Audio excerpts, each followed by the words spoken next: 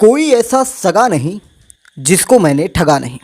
यही बात अब डोनाल्ड ट्रंप पर चरितार्थ हो रही है। जय हिंद, नमस्कार, मैं मोहन पाठक और बात करेंगे आज ट्रंप और मोदी की दोस्ती की।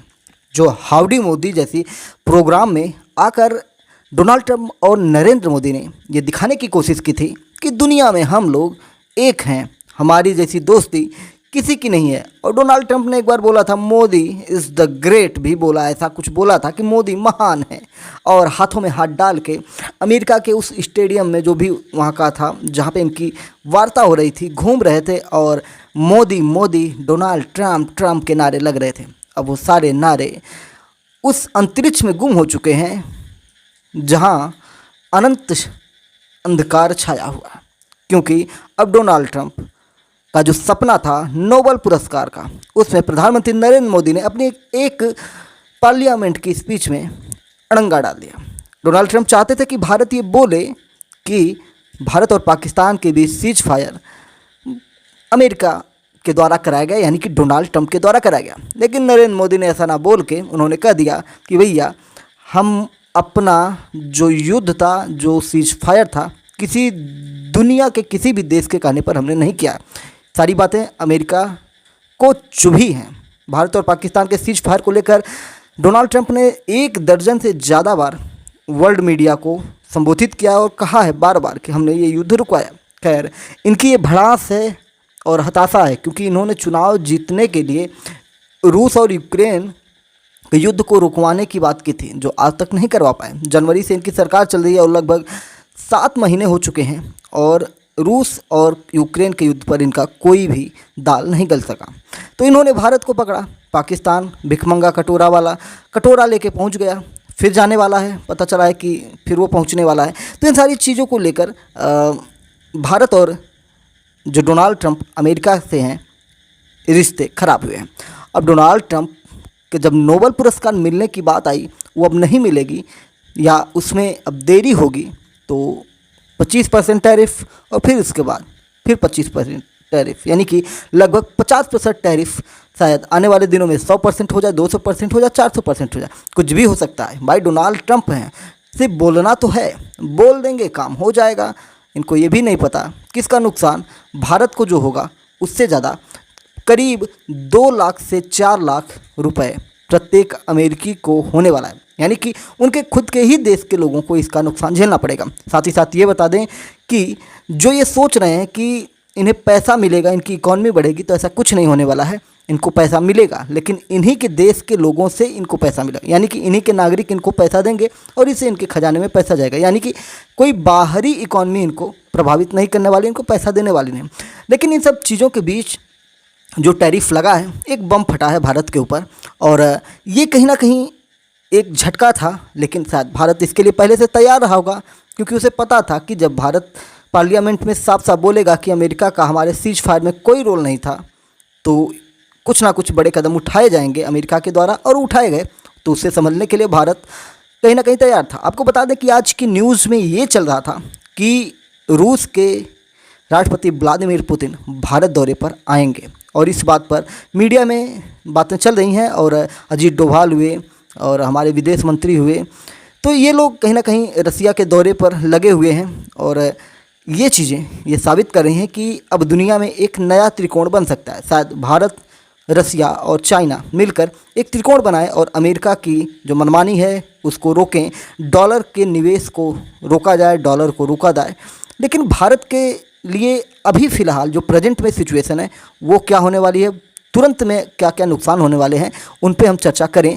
तो टैरिफ क्या है, पहले आप इसे समझ लीजिए। टैरिफ एक तरह का ऐसा बॉर्डर टैक्स होता है जो किसी भी देश से अपने यहाँ आने वाले सामान पर लगाया जाता है। इसे आयात करने वाली कंपनियों से सरकार वसूलती है, और इसे घटाकर या बढ़ाकर ही अपने देश में या देश आपस में व्यापार को कंट्रोल करते हैं। यानी कि ट्रैफिक, इधर से भी टैरिफ लगाया जाता है, उधर से भी लगाया जाता है, कोई घटाता है, कोई बढ़ाता है, कोई बराबर रखता है। तो ये सारी चीज़ें हैं। भारत में तैयार अगर एक डायमंड अमेरिका में 10 लाख रुपए में बिकता है, अगर ट्रंप ने भारत पर 25% टैरिफ लगा दिया है, तो उस डायमंड की कीमत लगभग 12.50 लाख रुपए हो जाएगी। यानी कि अब उसका दाम लगभग 2.5 लाख बढ़ गया है। दाम बढ़ने से अमेरिका में भारत के डायमंड की खपत कम हो जाएगी, क्योंकि महंगा हो जाएगा तो वहाँ के नागरिक इसको कम खरीदेंगे, जो सस्ता बिकेगा उसको खरीदेंगे, तो ये असर पड़ने वाला है। व्यापार में नुकसान तो होना तय है।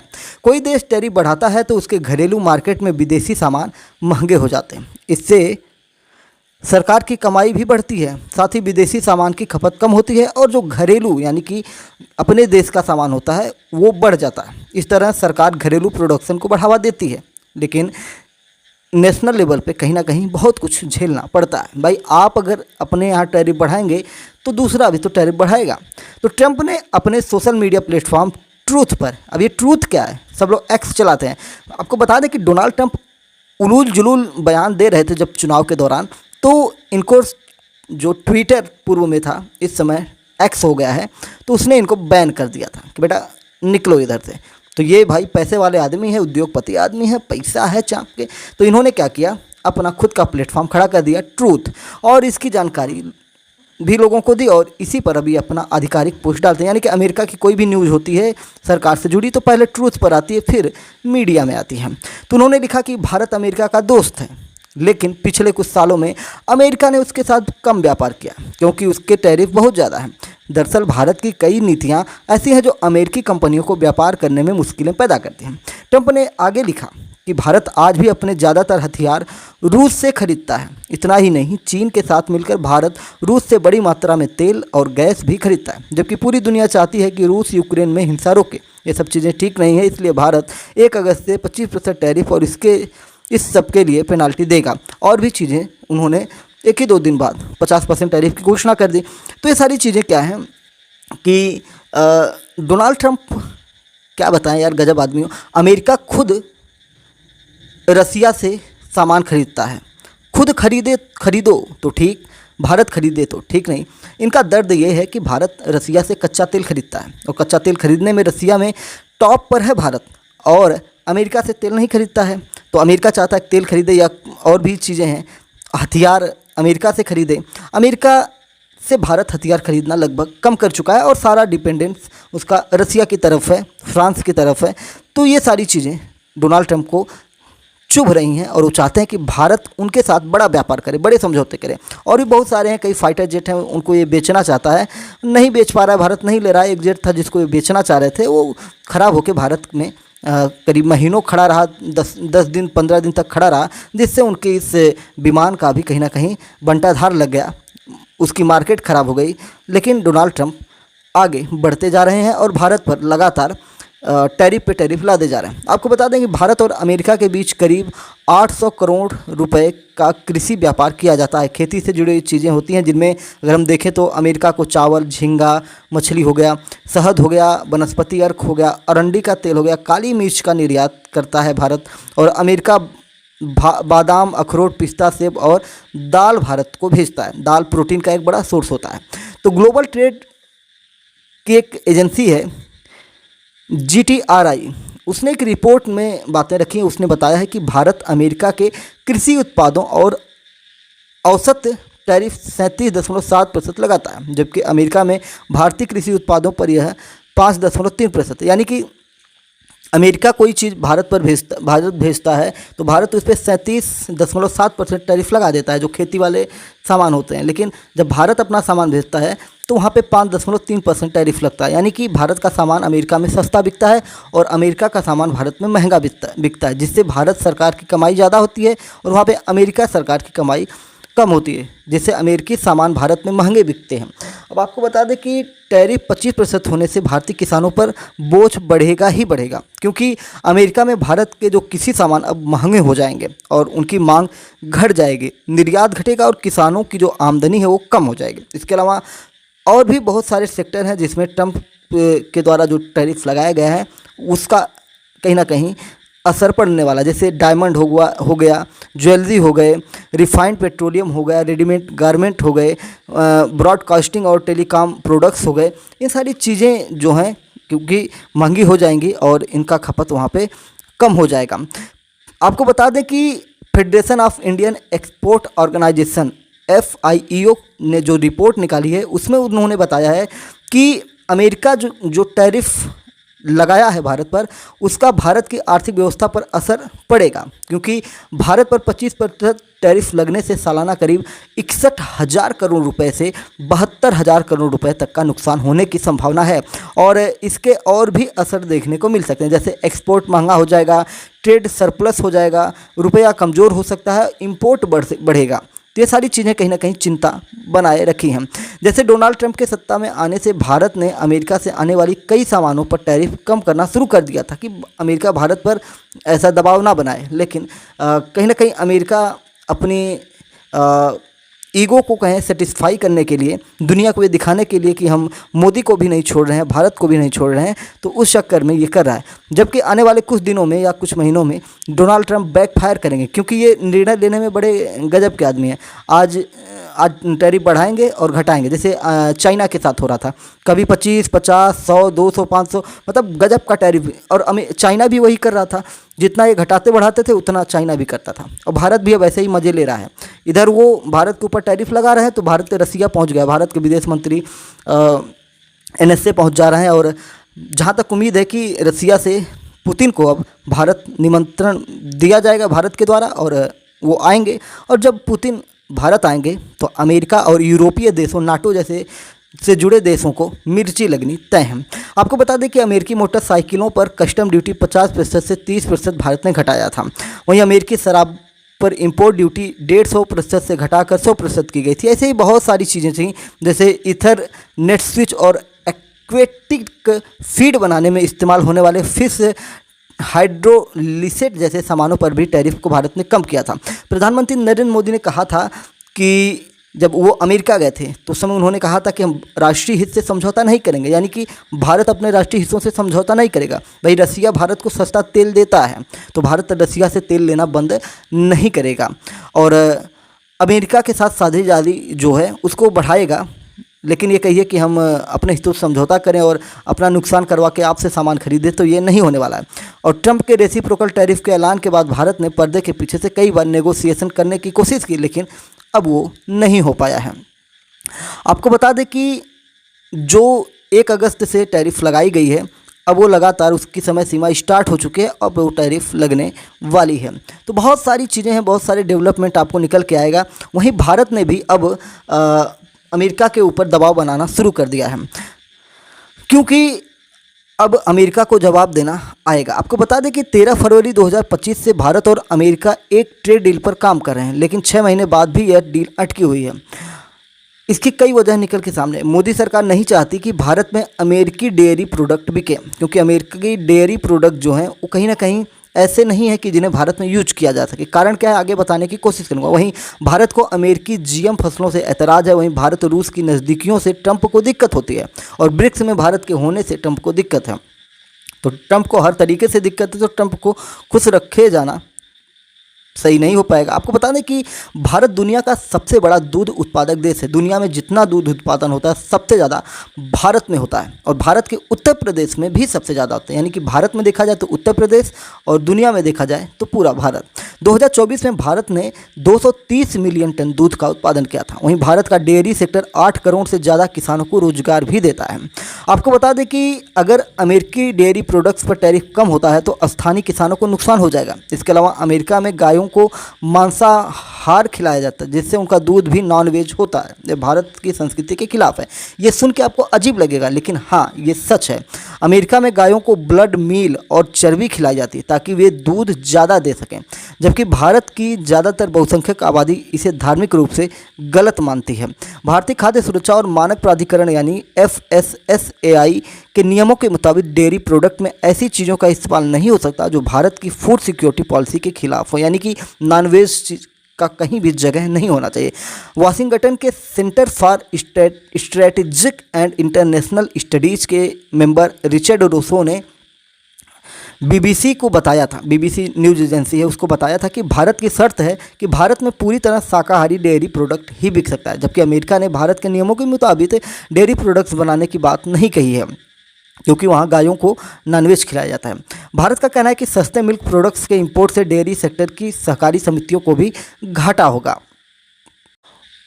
वहीं जो खेती से संबंधित चीज़ें हैं, जैसे अमेरिका जो है अपनी फसलों को डीएनए को मॉडिफाई करता है, इससे फसलों में कीड़े नहीं लगते हैं, जबकि भारत ने अमेरिकी मक्का, सोयाबीन और कैनोला जैसी जीएम फसलों पर सख्त रूप अपना रखा है।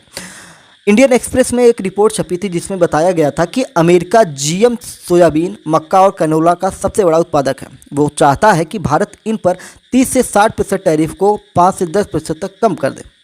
जेमिसन ग्रीर जो हैं उनके द्वारा बात कही गई थी कि भारत के हाई टैरिफ और जीएम फसलों के नियम हमारे किसानों के लिए फ़ायदेमंद नहीं है। वहीं अमेरिका ने वर्ल्ड ट्रेड ऑर्गेनाइजेशन यानी WTO में भी कहा कि भारत जीएम फसलों पर प्रतिबंध अमेरिकी व्यापार में बड़ी बाधा है। तो ये सारी चीज़ें हैं। आपको बता दें कि नियम क्या कहता है। FSAI नियमों के तहत चावल, सेब, सोयाबीन और मक्का जैसे 24 खाद्य पदार्थों के इंपोर्ट के लिए जीएम फ्री सर्टिफिकेशन जरूरी है, लेकिन अमेरिका यह सर्टिफिकेशन नहीं करना चाहता। वहीं भारत ने साफ साफ कह दिया है कि वह तब तक जीएम फसलों के इंपोर्ट को मंजूरी नहीं देगा जब तक ये न साबित हो कि इनका इस्तेमाल सुरक्षित है। अमेरिका दुनिया का सबसे बड़ा जीएम मक्का उत्पादक है, जबकि भारत खुद जीएम मक्का नहीं उगाता है। भारत सालाना 0.5 मिलियन टन मक्का इंपोर्ट करता है और इस पर 15% टैरिफ लगाता है। इसका इस्तेमाल पेट्रोल में मिक्स किए जाने वाला इथेनॉल बनाने और पशुओं के चारे के लिए होता है। भारत अगर जीएम मक्का इंपोर्ट करेगा तो इसे पशुओं को खिलाना पड़ेगा। भारत नहीं चाहता कि उसके पशु जीएम मक्का खाकर दूध या मांस दें। जीएम फसलें सस्ती होती हैं, इनके इंपोर्ट से भारतीय किसानों की आय पर भी असर पड़ जाएगा। 31 जुलाई को ट्रंप ने कहा कि भारत और रूस चाहे तो अपनी डेड इकॉनमी को एक साथ ले डूबे, मुझे क्या। यानी वो भारत और रूस के व्यापार से काफ़ी नाराज था और भारत की जो इकॉनमी उसे मृत अर्थव्यवस्था कह दिया कि भारत की इकॉनमी जो है मर चुकी है। अरे गधे, तुमको क्या बताएं, अगर भारत की इकॉनमी मर चुकी है तो भारत से इतना तुमको दिक्कत क्या है। अगर भारत से दिक्कत है इसका मतलब भारत जीवित इकॉनमी है, जिंदा है और तुमको टक्कर दे रही है, इसलिए तुम इतना परेशान हो, इतना दर्द तुमको हो रहा है। यानी भारत और रूस का जो व्यापार है वो कहीं ना कहीं अमेरिका को दर्द हो रहा है। डोनाल्ड ट्रंप कहीं ना कहीं परेशान है, हताश हैं और भारत और रसिया के जो नज़दीकी है उससे जल रहा है। आपको बता दें कि जब बांग्लादेश पर भारत ने चढ़ाई किया था, बांग्लादेश पे कह रहे हैं, जब पाकिस्तान और भारत में युद्ध हुआ और बांग्लादेश का जन्म हुआ, उस समय बंगाल की खाड़ी में अमेरिका ने अपना एक युद्ध पोत लगाया था जो अत्याधुनिक उस समय के सबसे ज़्यादा ताकतवर हथियारों के साथ खड़ा था, जो पाकिस्तान को समर्थन देने के लिए वहाँ पे खड़ा था। तो भारत ने रसिया से बात की, इंदिरा गांधी ने बात की और फिर उसके बाद रसिया ने भारत को समर्थन में अपना एक जहाज़ वहाँ पे लाके खड़ा किया। दोनों अगल बगल खड़े हुए, दोनों हाय हेलो करते थे। भारत और रसिया, अमेरिका और रसिया के जहाज़, उनके नाविक अपना एंजॉय करते थे और इधर भारत ने बांग्लादेश का जन्म करवा दिया था। तो ये सारी चीज़ें अमेरिका को दर्द होता है कि जिस रसिया ने ये सारी चीज़ें की वो ठीक नहीं थी, लेकिन भारत के हितों की रक्षा हमेशा से रसिया ने किया है और अमेरिका ने भारत के दुश्मन देशों को हमेशा हथियार दिया। आप अभी फ़िलहाल नया देखेंगे, ऑपरेशन सिंदूर के दौरान अमेरिका पाकिस्तान को सहयोग देता रहा और जैसे ही युद्ध विराम हुआ, सीज फायर हुआ, तुरंत पाकिस्तान के बड़े अफसरान को अमेरिका बुलाकर उन्हें सम्मानित करने जैसी चीज़ें की गई और ये कहीं ना कहीं भारत के हितों की जो है नुकसान पहुंचाने के लिए बहुत बड़ी चीज़ है। आपको बता दें कि भारत और अमेरिका के रिश्ते क्या सुधरेंगे, तो अनिश्चितताएं बहुत हैं, निश्चितताएं भी बहुत हैं, क्योंकि ऐसी चीज़ें दुनिया में हमेशा होती है, समय समय पर बदलती रहती हैं और जिससे समय और परिस्थितियों को देखते हुए, जैसे आपने देखा था उधर म्यांमार मतलब काफ़ी भारत के साथ उटपटांग हरकतें कर रहा था, लेकिन वहीं प्रधानमंत्री नरेंद्र मोदी जब पहुंचे तो पीछे खड़े होकर एक छोटे भाई की तरह खड़ा हो गया। तो ये चीज़ें हैं, समय के साथ स्थितियां बदलेंगी। डोनाल्ड ट्रंप को इस समय नशा चढ़ा हुआ है नोबेल पुरस्कार लेने का और दुनिया में सर्वश्रेष्ठ नेता बनने का, और उनको लगता है उनका आखिरी कार्यकाल है, तो उनको ये भी करना है कि वो अमेरिका के इतिहास में सबसे राष्ट्रवादी नेता के रूप में उभर के आए। तो ये सारी चीज़ें हैं, जबकि इसके दूरगामी परिणाम को देखें तो अमेरिका को ही काफ़ी नुकसान होने वाले हैं। शायद इनका डॉलर जो विश्व युद्ध के दौरान दुनिया में छाया हुआ था, इस समय धीरे धीरे उनके डॉलर को कहीं ना कहीं धक्का पहुंच सकता है अगर ब्रिक्स अपना कोई नया अर्थव्यवस्था स्टार्ट कर दे, कोई अपनी नई करेंसी निकाल दे, या रसिया, चाइना, भारत मिलकर कुछ नई व्यवस्था निकाल लें, तो अमेरिका को दुनिया में बहुत ही नुकसान होने वाला है। उधर अमेरिका भारत पर ही नहीं दबाव बना रहा है, टैरिफ नहीं लगा रहा है, उधर यूक्रेन के जरिए भी भारत पर दबाव बना रहा है, क्योंकि यूक्रेन से भी बहुत सारी चीज़ें भारत को आती हैं, तो वहाँ से भी चीज़ें दिक्कत कर रही हैं। तो खैर देखने वाली बात है। भारत ने अगर स्टेप लिया है, अमेरिका के सामने नहीं झुका है, तो उसके पीछे भी एक बड़ी रणनीति होगी, और भारत हमेशा से झुकने वाला काम तो नहीं किया है। तो समय आने पर चीज़ें सही हो जाएंगी, थोड़ा सा हमें भी संभल के रहना है। जय नमस्कार, भारत माता की जय। चैनल पर नए तो MPS हिंदी को सब्सक्राइब करके daily current affairs, news analysis के लिए हमारे साथ जुड़ सकते हैं।